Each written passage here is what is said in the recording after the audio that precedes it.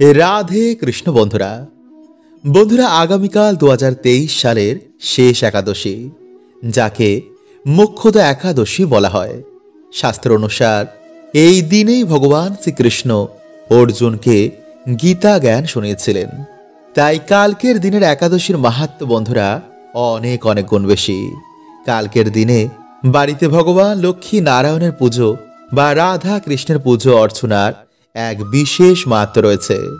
মানা হয় যে কালকের দিনে ভক্তি ভরে ভগবান শ্রীকৃষ্ণ বা ভগবান লক্ষ্মী নারায়ণকে যারা স্মরণ করে তাদের মনোবাসনা ভগবান পূর্ণ করে দেন।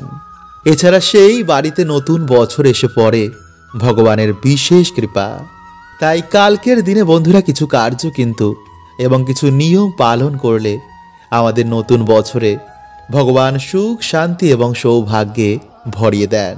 এবং এই দিনে অজান্তে কিছু ভুলে আমরা আমাদের নতুন বছরকে আমরা নিজেরাই দুর্ভাগ্যে ভরিয়ে তুলি।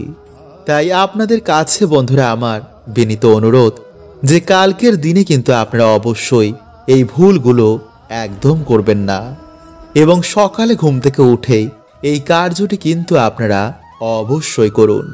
এতে নতুন বছরে আপনাদের মনোবাসনা ভগবান অবশ্যই পূর্ণ করে দেবেন এবং নতুন বছর আপনাদের জন্য পরম সুখদায়ী হবে। এবং এই দিনে বন্ধুরা যারা সামান্য ফুল এবং ফল পায় তারাই ভগবানের কৃপা নতুন বছরে প্রাপ্ত করে। তাই বন্ধুরা এই দিনে যদি আপনারা কিছু নিয়ম পালন করতে পারেন তো বন্ধুরা আপনাদের জীবনে এসে পড়বে ভগবান বিষ্ণুর বিশেষ কৃপা। তাই যদি আপনি একাদশী পালন করেন বা নাই করেন, এই নিয়মগুলো বন্ধুরা কিন্তু আপনারা কালকের দিনে অবশ্যই মেনে চলুন। এবং কালকের দিনে আপনারা কি করবেন এবং কি করবেন না, সকালে ঘুম থেকে উঠিয়ে আপনারা ভগবানের কি মন্ত্র স্মরণ করবেন, কোন জিনিসগুলো আপনারা সকালে ভুলেও করবেন না, কি খাবার খাবেন না, এই সকল তথ্য বন্ধুরা আমরা আজকের এই ভিডিওতে জানব। তাই চ্যানেলে বন্ধুরা নতুন হলে চ্যানেলটি সাবস্ক্রাইব করে পাশের বেল আইকনটিকে অল করে রাখবেন এবং কমেন্টে আপনারা একবার বলুন জয় শ্রীকৃষ্ণ এবং হর হর মহাদেব। এই দিনেই বন্ধুরা সামান্য কিছু কাজ মানুষের দুঃখ দরিদ্রতার নাশ করে দেয়। আবার বন্ধুরা এই দিনে কিছু ভুল আমাদের জীবনে ডেকে আনে চরম দুর্গতি, আমাদের সৌভাগ্যের নাশ হয়, পরিবার লক্ষ্মী স্ত্রী হয়ে যায়, ফলে পরিবারে নেমে আসে বন্ধুরা ঘোর অন্ধকার। তাই বন্ধুরা কালকে সকালে ঘুম থেকে উঠে আপনারা সবার প্রথমে ভগবান বিষ্ণুকে স্মরণ করবেন। মাটিতে পা দেওয়ার আগেই আপনারা ভগবান বিষ্ণুর এই মন্ত্রটি জপ করবেন। আর সেই মন্ত্রটি হল ওম নমো ব্রহ্মণ্য দেবায় গো ব্রাহ্মণ হিতায় চ জগদ্ধিতায় শ্রীকৃষ্ণায় গোবিন্দায় নমো নমঃ।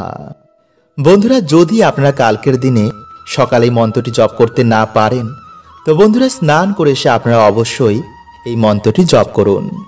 এবং সকালে ঘুম থেকে উঠে আপনারা কোন জিনিসগুলো কালকে দেখবেন না চলুন আমরা জেনে নিই। বন্ধুরা সকালে ঘুম থেকে উঠেই আপনারা কোনো কিছু দর্শনের আগে ভগবানের দর্শন করুন। ঘুম থেকে উঠেই আপনারা ফাঁকা কলসি দেখবেন না, ঝগড়া ঝামেলা বা অশ্লীল কিছু দেখবেন না। এই দিন আপনারা যতটা পারবেন এই সব থেকে দূরে থাকুন। সকালে রান্নাঘরে প্রবেশ করার আগে হাঁড়ি বা ফাঁকা পাত্র দেখার আগে ভগবানকে স্মরণ করে তারপর দর্শন করুন। ঘুম থেকে উঠেই বন্ধুরা কারোর ছায়া বা আয়না দেখবেন না। বন্ধুরা একাদশীতে আপনারা শরীরে বা মাথায় তেল শ্যাম্পু সাবান এগুলো দেবেন না, চুল দাড়ি নখ এগুলো কাটবেন না। এই দিনে আপনারা যারা মেনে চলতে পারবেন তারা পঞ্চশস্য এই দিন খাবেন না, যেমন ধান জাতীয় খাদ্য, গম জাতীয় খাদ্য, জব জাতীয় খাদ্য, ডাল জাতীয় খাদ্য এবং সর্ষের তেল। কিন্তু যদি বন্ধুরা আপনারা এগুলো মানতে না পারেন তো আপনারা পেঁয়াজ রসুন এবং আমিষ এবং মদ্যপান এগুলো করবেন না। বন্ধুরা দিনের সব থেকে পবিত্র সময় হচ্ছে এই ব্রহ্ম মুহূর্ত, কারণ এই সময় বন্ধুরা আমাদের সৃষ্টি রচনা হয়। তাই এই সময়কে ঈশ্বরের সময়ও বলা হয়। তাই এই সময় যদি আপনারা ঘুম থেকে উঠে এই তিনটি শব্দ বলেন তো বন্ধুরা এতে আপনাদের সকল মনোবাসনা পূর্ণ হবেই। আর এটি কিন্তু আমি বলছি না, স্বয়ং বিষ্ণু পুরাণে ভগবান বিষ্ণু নিজে বলছেন। তাই কি সেই শব্দ, কিভাবে আপনারা বলবেন তা জানতে ভিডিওটি অবশ্যই পুরো দেখুন। এবং ভিডিওটি বন্ধুরা আপনারা একটি লাইক করে কমেন্টে আপনারা বলুন হর হর মহাদেব ও জয় শ্রীকৃষ্ণ। বন্ধুরা, বিষ্ণু পুরাণের প্রথম খণ্ডের 3য় অধ্যায়ে ভগবান বলছেন যে একটি পুরো দিনের মধ্যে 30টি মুহূর্ত হয়, আর তার মধ্যে 10টি হচ্ছে অশুভ, 16টি হচ্ছে শুভ, বিচিত্র 2টি এবং মহৎ 2টি। মানে দিনের সব থেকে শুভ সময় হচ্ছে এই 2টি মুহূর্ত, আর এই 2টি মুহূর্ত হচ্ছে ব্রহ্ম ও সমুদ্র। এই 2 মিলিয়ে হচ্ছে ব্রহ্ম মুহূর্ত, মানে 1 ঘন্টা 36 মিনিট। মানে ধরুন আমাদের এখানে ভোর 5টার সময় সূর্য উদয় হয়, তো তার আগে 1 ঘন্টা 36 মিনিটই হচ্ছে এই ব্রহ্ম মুহূর্ত। তাই এই সময়ের মধ্যেই কিন্তু বন্ধুরা আপনারা এই বিশেষ শব্দটি বলতে পারেন, তো পুরো ইউনিভার্স আপনাকে আপনার মনের বাসনা পূর্ণ করতে সহায়তা করবেই। আর এটা আমি বলছি না, আমাদের ঋষি মুনিরা, ভগবান বিষ্ণু এটি বলছে যে সর্বদা যদি আপনারা পজিটিভ চিন্তা করেন, পজিটিভ ভাবেন, তো আমাদের আশেপাশে পজিটিভ এনার্জিদের আগমন বেড়ে যায়, ফলে সর্ব কাজেই আমরা সফলতা প্রাপ্ত করি। সেই পজিটিভ এনার্জিরা আমাদের সহায়তা করেন। তাই এর জন্য বন্ধুরা আমাদের শাস্ত্র বলছে যে সময়কে পরমেশ্বরের সময় বলা হয়। এই সময় বিভিন্ন পজিটিভ এনার্জিরা এই পৃথিবীর দিকে ছুটে আসেন। ফলে এই সময় যে সকল ব্যক্তিরা সকালে ঘুম থেকে উঠে ধ্যান জপ করে, গীতা পাঠ করে বা পুজো অর্চনা করে, তাদের সকল মনোবাসনা তারা পূর্ণ করে দেন। এবং সায়েন্সও বলছে বন্ধুরা যে এই সময় বায়ুমণ্ডলে কসমিক এনার্জির বৃষ্টি হয়। আর যেহেতু বন্ধুরা আমরা এই পৃথিবীতে বাস করি, তাই সেই কসমিক এনার্জিকে আমরাও কিন্তু রিসিভ করি। তাই সেই কসমিক এনার্জি রিসিভ করার সময় যদি আমরা পড়াশোনা করি, ধ্যান করি বা এই মন্ত্রটি বলে নিজেদের মনোবাসনা বলি, তো বন্ধুরা পুরো ইউনিভার্স, ঈশ্বর, সকল দেবদূতেরা সেই কাজেতে সাহায্য করতে লেগে যায়। তাই এর জন্য বন্ধুরা আপনারা ব্রহ্ম মুহূর্তে ঘুম থেকে উঠে আপনারা 3 বার ওম নমঃ শিবায়, হরে কৃষ্ণ মন্ত্র বা গায়ত্রী মন্ত্র জপ করে হাত জোর করে ভগবানকে বলবেন যে পরমাত্মা, আপনাকে অনেক অনেক ধন্যবাদ আজকের দিনটি নতুন করে শুরু করার জন্য, আমাকে এত ভাগ্যশালী বানানোর জন্য। এবং তারপর বন্ধুরা আপনারা আপনাদের যা মনোবাসনা রয়েছে তা পূর্ণ হয়ে গেছে তা এমন বলবেন এবং তা কল্পনা করবেন। মানে ধরুন আপনার একটি ভালো চাকরি চাই, তো আপনারা কি বলবেন যে হে পরমাত্মা, আমাকে এত ভালো একটি চাকরি দেওয়ার জন্য আপনাকে অনেক অনেক ধন্যবাদ, আমাকে এত ধন সম্পত্তি দেওয়ার জন্য আপনাকে অনেক অনেক ধন্যবাদ। বন্ধুরা আপনারা কিন্তু সেই সময় চাইবেন না, বলবেন আমি পেয়ে গেছি। এইভাবেই আপনারা প্রত্যেক দিন সকালে ব্রহ্ম মুহূর্তে ঘুম থেকে ওঠার পর এই কল্পনা করবেন এবং 21 বার অন্তত আপনারা এটি বলবেন। দেখবেন কিছু দিনের মধ্যেই বন্ধুরা আপনাদের লাইফে কেমন পজিটিভিটির আগমন হয়েছে এবং আপনাদের মনোবাসনা ধীরে ধীরে পূর্ণ হচ্ছে। এবং যদি আপনারা চান তো এই কার্যটি হয়ে যাওয়ার পর আবার আপনারা ঘুমোতে পারেন। বন্ধুরা, পবিত্র মাস চলাকালীন, বিশেষ করে এই মাসের বৃহস্পতি বা শুক্রবার দিন তুলসী গাছের সাথে কলা গাছের পুজো অবশ্যই করুন। এতে বন্ধুরা গ্রহ দোষ কাটে, ভগবান বিষ্ণু এবং মা লক্ষ্মীর বিশেষ কৃপা প্রাপ্ত হয়।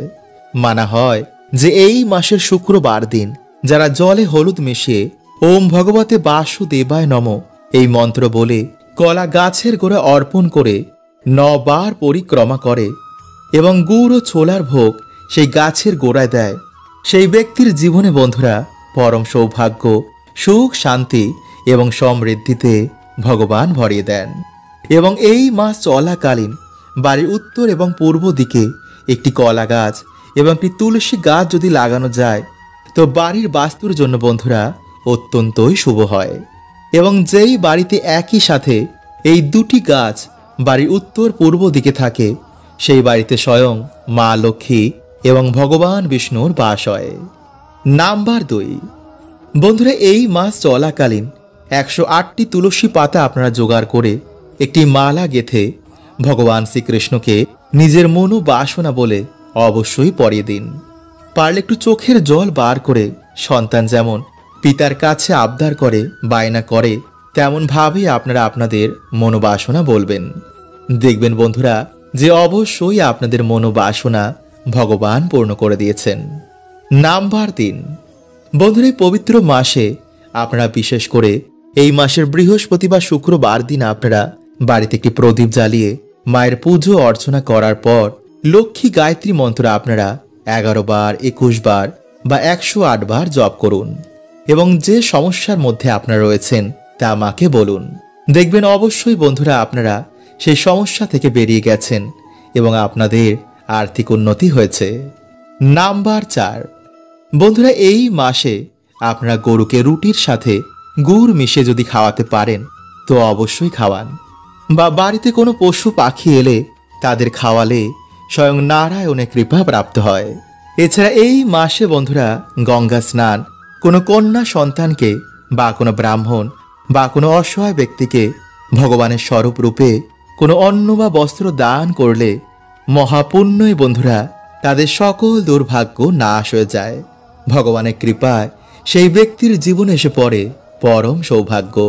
এছাড়া এই মাসে বন্ধুরা কাউকে হলুদ কিছু দান করা, হলুদ বস্ত্র পরিধান করে বাড়িতে মায়ের পুজো আরাধনা করা, এছাড়া এই মাসে বন্ধুরা লক্ষ্মী করি, শঙ্খ, গুড়ের পায়েস, মিছরি, মাখনা বা যে কোনো ধরনের লাল ফুল, পদ্ম ফুল, নারকেল, আমলকি এই ফুল এবং ফল দিয়ে, এই খাবার দিয়ে বা এই জিনিসগুলো দিয়ে বাড়িতে মায়ের পুজো আরাধনা করলে, ভগবান বিষ্ণু বা মা লক্ষ্মীকে অর্পণ করলে, এছাড়া বাড়িতে তুলসী পাতা এবং তুলসী মঞ্জরি এনে ভগবানকে নিবেদন করলে সেই ব্যক্তির মনোবাসনা কখনোই অপূর্ণ থাকে না।